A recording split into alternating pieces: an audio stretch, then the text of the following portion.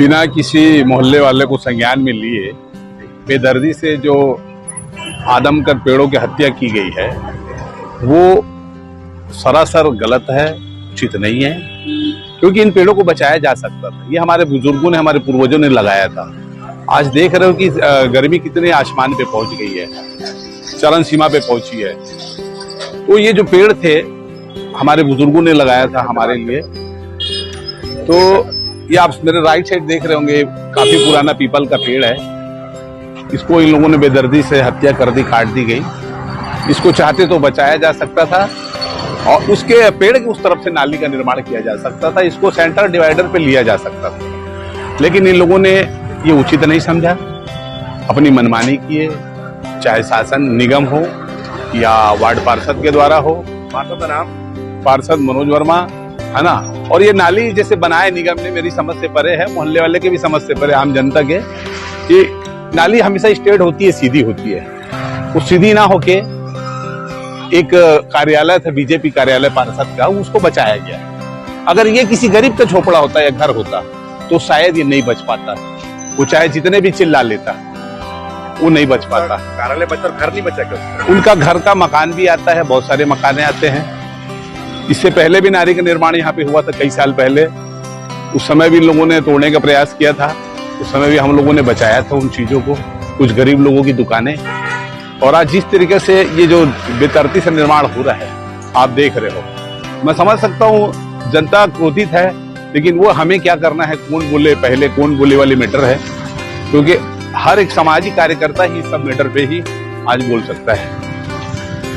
Road चौड़ीकरण के नाम पे जो पेड़ों की हत्या हुई है वो सरासर गलत है, क्योंकि ये पेड़ कोई आज या कल का नहीं था। ये करीब 20 से 25 साल पुराने पेड़ थे जिसको इन लोगों ने काटा है। और साथ में मेरे ख्याल से मैंने महापौर का भी वक्तव्य सुना कि पेड़ लगा लेंगे, तो ये इतना आसान नहीं है ना। कथनी और करने में बहुत अंतर है। आप पेड़ लगा नहीं सकते, आप पौधे ही लगाओगे, पेड़ नहीं बोलते उसको। तो कितने साल लगते हैं उनको बड़े होने में। तो जिस तरीके से मनमानी चल रहा है, कहा जाए दोनों पार्टी का बोला जाए, आज पक्ष विपक्ष का कोई मैटर नहीं है। पक्ष में बैठा है वो मनमानी कर रहा है, विपक्ष में बैठा है वो मनमानी कर रहा है। आम जनता इससे दुखी है। ये समझते हैं कि हम लोगों ने बहुत अच्छा कार्य किया है और सब यही है कि चोर चोर मौसेरे भाई है। महिंद्रा ट्रेवल्स का जो ऑफिस है, हाँ, ये महिंद्रा ट्रेवल्स का जो ऑफिस है, यहाँ पे बहुत पहले एक घोड़े वाले का मकान हुआ करता था, झोपड़ी, उस पर कार्यालय बनाया गया है। और आगे भी मेरे ख्याल से चौड़ाई जो होनी चाहिए वास्तव में वो चौड़ाई नहीं है, चौड़ाई कहीं ना कहीं कम कर दिया गया। तो ये माया मौसी वाला खेल है, ये गलत है, ये नहीं होना चाहिए। आप बराबर सेंटर से चौड़ाई लेके नापो, जिसका मकान आता है वो टूटे, जिसका नहीं आता वो ना टूटे। छोटी सी नाली आगे जाके मुड़ जा रही है। हाँ, यहाँ छोटी हो गई है, आगे जाके मोटी हो गई है। ये समझ से परे है मेरे। और कहीं सकरा हो गया है, कहीं क्या बोलते हैं जेड आकार में बन गया है। ये निर्माण टोटल आम जनता के पैसा जो है उसकी बर्बादी कर रहे हैं लोगों ने। मेरे ख्याल से 9 करोड़ का इनका कुछ योजना था, वो 9 करोड़ इन लोग पानी में फूंक दिए हैं। ये किसका पैसा है? हम आम जनताओं का, हम गरीबों का पैसा है। इन लोगों के बाप दादाओं की कमाई नहीं है। हाँ, एक रसूखदार तरह से ये लोगों ने जो दादागिरी करके लोगों को डर, अपनी इज्जत का डर, जान का डर, पर है कुछ नहीं, कोई कुछ नहीं कर सकता। अपने हक के लिए हर किसी को बोलना का हक है और बोलना चाहिए। जब तक आप नहीं बोलोगे, ऐसे लोग अपने सर चढ़ के बोलेंगे, उनका सर दबाना पड़ेगा, उनको सबक सिखाना पड़ेगा आने वाले समय पे। माफियाई वाला काम ही है इन लोगों का, क्योंकि जिस ढंग से लोग दादागिरी करके या भू माफिया करके जो पूर्वजों की धरोहरों को, अपने संस्कृति को ये सब बर्बाद कर रहे हैं, ये आने वाले समय में उन्हीं के बच्चे, हमारे बच्चे भुगतेंगे। बचाने का कहीं कोई प्रयास नहीं है। जनप्रतिनिधि नहीं कह सकता, मैंने पहले भी कहा था कि धन प्रतिनिधि लोग हैं, जनप्रतिनिधि लोग नहीं हैं। ये लोग ये आ जाते हैं पैसे के बल पे चुनाव लड़ने, उसके बाद गायब होते, क्योंकि वो पैसा खर्चा करता है और उस पैसे को बिजनेस, जस्ट लाइक बिजनेस, जितना पैसा लगाएगा उतना पैसा वो वसूलेगा।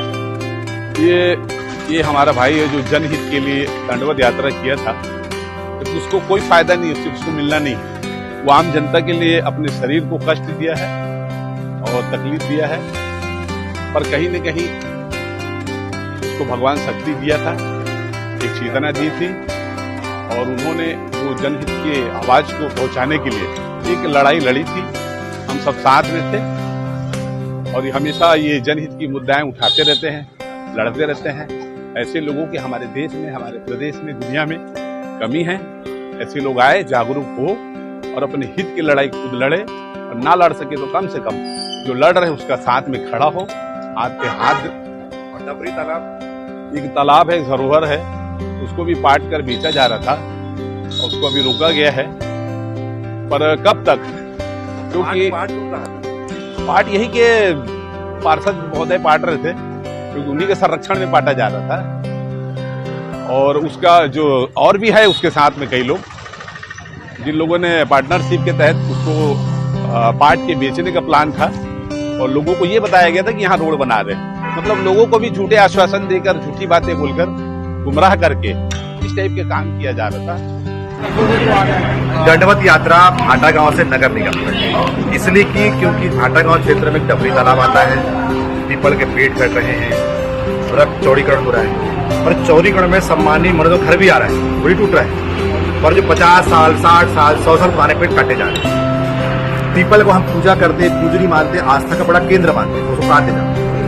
डबरी तालाब को चुपके से बड़े आसानी से काटा जा रहा है, जिसके विरोध स्वरूप समस्त वहां के जनवासी दंडवत करते हुए नगर निगम में आए।